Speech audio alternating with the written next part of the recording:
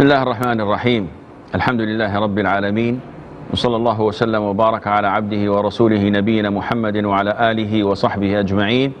السلام عليكم ورحمة الله وبركاته. We move on to the second hadith in the chapter of purity of the book Umdatul Ahkaam, and our brother Muhammad Aman will inshallah read for us this second hadith. Narrated Abu Huraira, may Allah be pleased with him, from the Prophet, peace and blessings of Allah be upon him, who said, Allah does not accept the prayer of one of you if he becomes ritually impure, unless he does wudu. Okay, first of all, wudu is known to us as Muslims, but what is the translation of wudu? Ablution.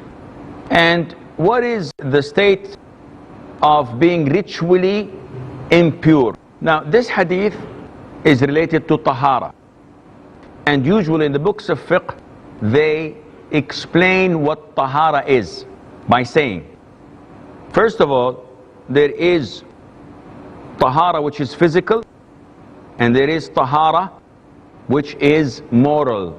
Tahara means purity. So when we talk about the moral tahara, we are referring to the purest thing on earth, which is Islam. And that is why Allah Azza wa Jal mentioned in the Quran, إِنَّمَا الْمُشْرِكُونَ najas, meaning that those who associate others with Allah are impure. Are they impure physically? Meaning that if I touch someone I have to wash my hand 7 times? No. All what I have to do is to identify them as disbelievers. And this is the greatest impurity that one may have, to associate others with the creator of the heavens and the earth, subhanahu azza wa jal. So let's move on to the first meaning, which is the physical meaning. Tahara, that deals with the purity. But even this has a moral definition to it. So what does the scholars, what does the jurors explain tahara by? In Arabic, it's a beautiful statement that rhymes. رفع الحدث وإزالة الخبث. 4 words. رفع الحدث وإزالة الخبث. So, in English, uplifting the ritual impurity and removing the physical filth. And I'll explain this to you. Inshallah, don't be worried and don't fall asleep. Uplifting the ritual impurity. What is the ritual impurity? Is it something we can touch? Impurity is divided into 2 types, major and minor. So if someone has sexual intercourse, if someone ejaculates, if someone has nocturnal emission, or what is known as wet dreams, if a woman finishes her monthly period, or the bleeding after delivery stops, this is all considered to be something known as al-hadath al-akbar, the major impurity. How can I uplift this impurity? By having ghusl, by having a major bath, what they call a total bath. This uplifts my impurity, major impurity. The minor impurity is what nullifies your wudu, such as passing wind, sleeping, urinating, defecating, when you pass stool. What else? Eating camel's meat. These are the 5 things that nullify your wudu. Now, is this something physical? If I am in the state of wudu and, forgive me, I pass wind, I look, nobody notices, ha ha ha. So I go and pray. Can I pray? No. Why?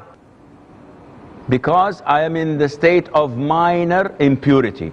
It's not physical. I cannot touch it. I cannot weigh it. Yes, but it is a description that in order for me to stand in front of Allah and pray, I have to perform ablution. This is how important prayer is. Not whenever you want, you just pray.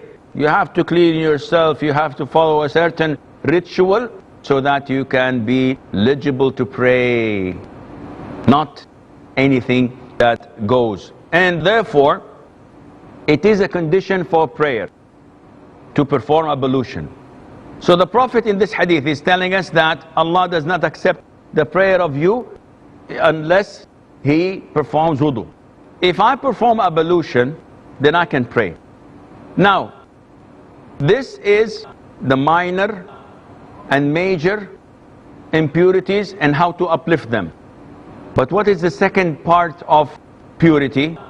Removing the filth, removing the impurity, and this is physical, such as washing the private part. Touching? Washing the private part. No. Wait, okay, after passing urine or urinating or defecating, removing the filth. What do I mean by that? Give me examples of filth. Mazi, we can say. The prostatic Something fluid. physical? No, filth. Najis. Give me something najis. Feces, urine, bleeding of animals. If you slaughter an animal, it bleeds. This is najis, as mentioned in the Quran. Mainly speaking, anything that comes out of the private parts, with the exception of many, of semen. And we will come to mention that inshallah later on. So these are all impurities. In order for me to pray, as a condition of prayer, I have to be in the state of purity, major and minor. And I also have to be clean and not have any impurities, neither on my body, nor my clothes, nor the place I'm praying in. 3 things. So this is purity in all the jurors' books. 2 things: uplifting the ritual impurity and removing the filth or the impurity or the najasa. And we've talked about the ritual impurity being major, you have to take a bath, or minor, you have to offer ablution. And we spoke about removing the najasa from your clothes, from your body, and from the place you pray in. And we will come to mention this insha'Allah. Right. Now, Allah does not accept our prayers if someone is ritually impure until he performs wudu. What is wudu? It's ablution. What is ablution? Is it mentioned in the Quran? It's mentioned in Surah Al-Ma'idah, verse number 6. O you who believe, whenever you want to pray, you must wash your faces and your arms till the elbows, and wipe over your head, and wash your feet up till the ankles. Mafhum. We know this, right? Okay, what are the pillars of wudu? What are the pillars of ablution? How many are there? 4. How many? That which is mentioned in the Quran. The mention in the Quran are 4. But are they 4 or 5 or 6? You don't know. Easiest thing to say is, I do not know. Muhammad ibn Ajlan, may Allah have mercy on his soul, one of the great scholars of Islam, said, if a scholar misses or forgets, I do not know, he's done. He's doomed. Whenever you ask a scholar a question, he always answers it, and he never says, I don't know. Then this is not a scholar, he's Superman.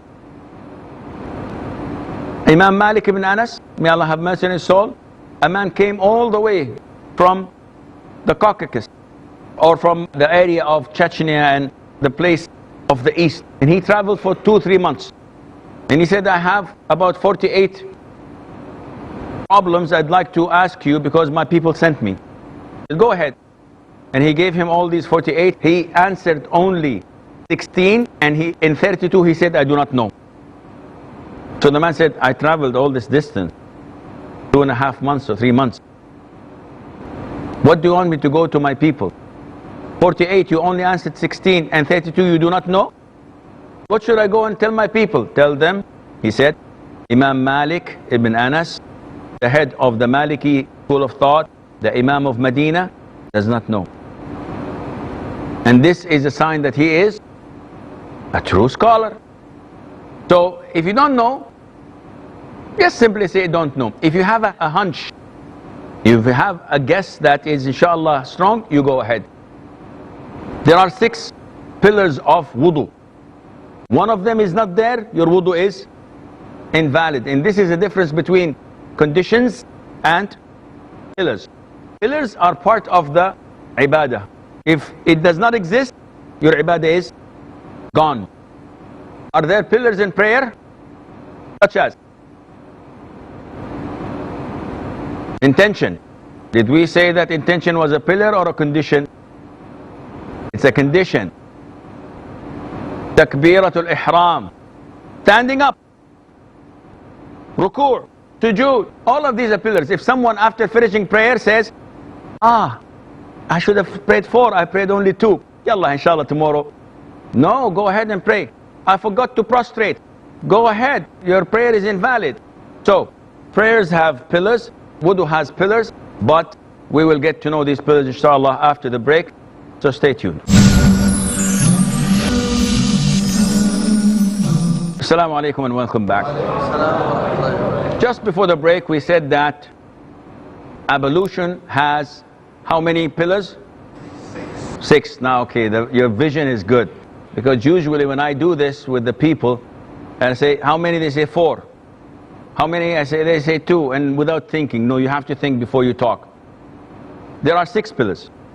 4 are mentioned in the Quran. Washing your face, washing your arms till the elbows, wiping your head, washing your feet up till the ankles. And also scholars said washing the face includes rinsing your mouth and sniffing and blowing your nose. So these are 4. They said yes, there is a 5th one. What is that? This is order. What do you mean by order? You cannot start with your feet and then your face. It has to be in the same order mentioned in the Quran. Face first, hands, head and feet. So this is the 5th pillar, okay? Understood? Yes? And the 6th pillar, can I guess? The 6th pillar? You want to say the 6th pillar? Inshallah. No, I'll deprive you from that. I want to say it myself. The 6th pillar is sequence or continuity, you may call it. What do we mean by that? That you do not leave a pose. I'm making wudu. I washed my face, washed my right, washed my left, wiped my head, and feet are left, the phone rings. I go out, Assalamu alaikum, alaikum salam, bye, how are you, what's happening, what's you doing? Did you visit your mom? Yes, she was asking about you. How about your uncle? Where are we spending the night tonight? There's a lecture, I'm going, okay. And I spend like 5 minutes with the guy. And I go back to the toilet. Okay, where was I? Yes, I had feet left. I wash my feet. Say, hey, wait. No good. Why? Look at yourself. The limbs are dried. There is no water or moist on your face or your limbs. So what? So no, you have to have it in sequence. You have to be continuous. So this is the 6th pillar of wudu. One would say, okay Sheikh, what happens when it's 55 degrees centigrade outside and I'm making wudu, I wash my face, by the time I finish my left arm, my face is completely dry. I do it again? No, because you are doing the wudu as prescribed. Not only that, scholars say that if I'm in a place that's freezing and I make wudu, I did my hands and all of a sudden the water is cut and I had to go and warm and heat some water so that I can continue. It would take maybe 3-4 minutes. Do I have to do the wudu again? No, because I'm working for the sake of wudu. Likewise, if I'm making wudu and I found that there is paint, and paint is an obstacle, so I brought the thinner and I started moving it and cleaning it, and it took me 2-3 minutes. I look in the mirror, my face is dry, my hand is dry. Do I have to make my wudu again? No, because I was in doing what I'm doing for the sake of my wudu, therefore it goes on. So I think that this is all the thing that we have regarding the second hadith. Move on to the third hadith. Assalamu alaikum. Salamullah. Narrated by Abdullah bin Amr ibn al-As and Abu Huraira and Aisha, may Allah be pleased with them, who said that Allah's Messenger sallallahu alaihi wasallam said, "Woe to dry heels because of hellfire." Okay, this hadith was narrated by three great companions, Abdullah ibn Amr ibn al-As, Abu Huraira, and Aisha, may Allah be pleased with them, which means that it is quite famous. But what is the origin of this hadith? The origin, the Prophet was not sitting there once and said, by the way, woe to the heels because of hellfire. Definitely there was an incident. What was the incident? Scholars say the incident was the Prophet was traveling ﷺ with his companions in one of their expeditions, and once they set camp, they all started to make wudu for prayer. You know, when you're traveling, when it's hot, when it's dusty, when you're tired, sometimes you become a little bit lazy. And this is what happened to the companions. May Allah be pleased with them. They're performing wudu, but when it comes to the feet, like our children, if you watch children make wudu, you always find that this area is completely dry and their heels are not washed. So the Prophet looked at them and said, "Whoa." The Arabic word is waylun. Wayl. This word is used in the Quran a lot. Waylun lil mutaffifin. Waylun likulli humazatin lumazah. So what is the meaning of wayl? Wayl is an Arabic word for warning and intimidation and threatening that you'll be punished. And some scholars say, no, wayl is the name of a valley in hell. And in this valley runs all types of scorpions and snakes and so on. And the water that runs in it is the filthiest water you could think of. So Allah Azza wa Jal is warning us of these things, meant that those who do not offer, those who do not perform an accurate and perfect wudu, they will be punished in hell. Why? Because if your wudu is incomplete, your prayer is incomplete. Prayer is incomplete, you're not a Muslim. A person who does not pray is a kafir. This is the most authentic opinion of scholars, backed by the Quran and the Sunnah. Sahih Imam Muslim, the Prophet said, alayhi salatu salam, between man and kufr or associating others with Allah is abandoning prayer. Abu Dawood narration, and whoever abandons a prayer is a kafir. So it is great importance to know and learn the importance of wudu. It is not a ritual that just wash and leave. It's a process, it's a sunnah, and the reward is unimaginable. The Prophet tells us, as when you offer wudu, every sin you looked at fall with the last drop of water coming out of your face. Every sin you heard falls out with the last drop. Every sin you made falls out from your fingernails, and so on. So when you perform wudu, you're cleansing your body from different types of sins. So when you pray, this is an added value to you by the grace of Allah Azza wa Jal. So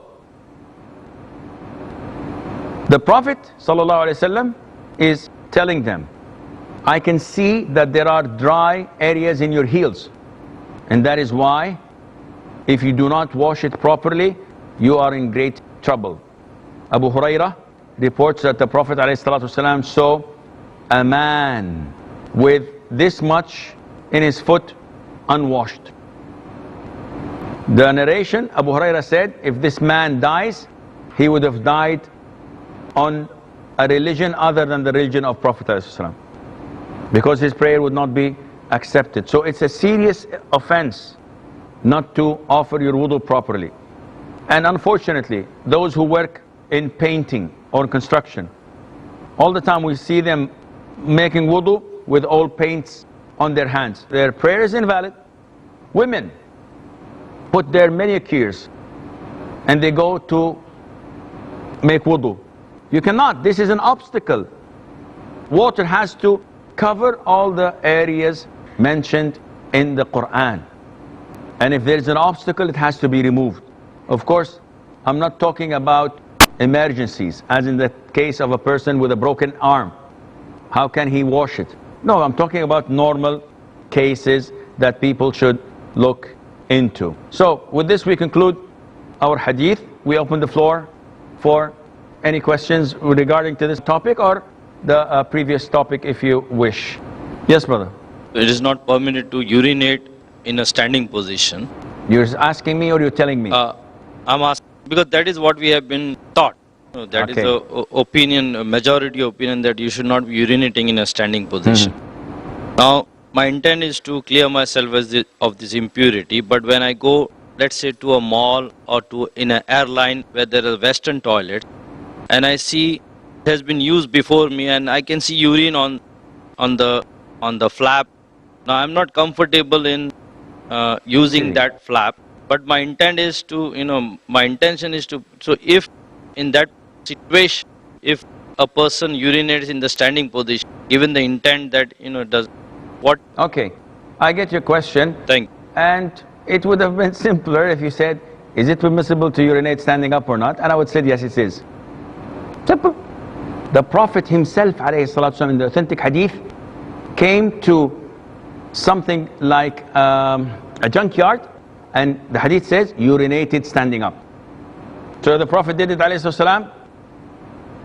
You should not ask twice. However, there are hadiths that Aisha said, whoever tells you that the Prophet urinated standing up, he's a liar. Scholars said that this is what Aisha, may Allah be pleased with her, knew, but not what the Prophet ﷺ did. Those who saw the Prophet outside reported it, and then we believe and we accept this. And the answer to the question is, even if you don't have to, you can urinate standing up, even if it's a clean place, even if you're in a house. There is no preference. Some scholars said that it is preferable and recommended to urinate sitting down when you are unable to protect yourself from the splashes of urine back to you. But if it's secure and you know, mashallah, that it would not go back and touch your body or your clothes, urinate standing up. I'm afraid that this is all the time we have. Until we meet next time, fi amanillah. Wassalamu alaikum wa rahmatullahi wa barakatuh.